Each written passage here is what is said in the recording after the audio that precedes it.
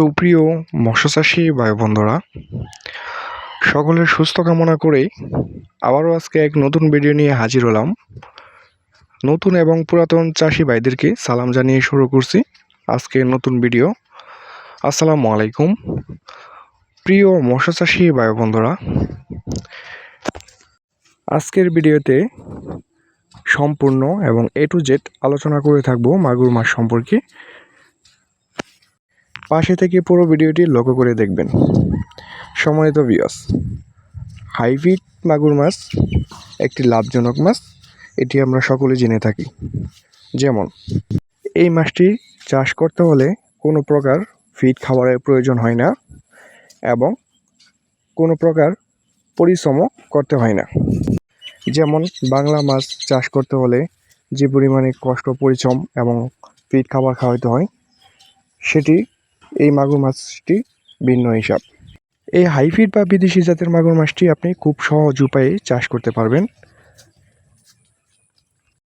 যেমন এই মাছটি চাষ করতে হলে আপনার কোনো ধরনের পুকুর প্রস্তুত প্রয়োজন হয় না। যেমন আপনি যে কোনো ময়লা আবর্জনা এবং পরিত্যক্ত পুকুরে চাষ করে কিন্তু সফল অর্জন করতে পারবেন।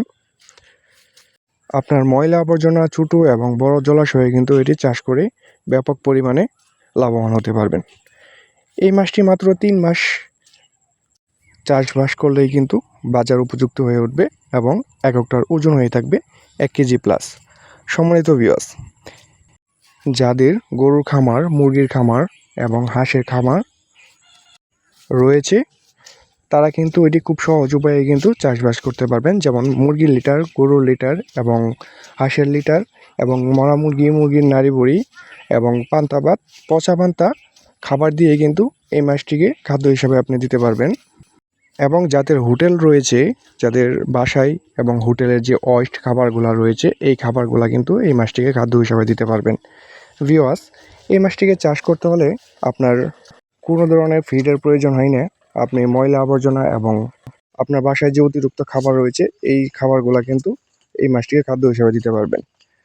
ভিউয়ার্স, যারা এই মাছটিকে চাষ করতে চাচ্ছেন, তারা অবশ্যই আমাদের স্ক্রিনে দেওয়া নাম্বারে সরাসরি আমাদের সাথে যোগাযোগ করতে পারেন। আমরা সারা বাংলাদেশে হোম ডেলিভারি দিয়ে থাকি।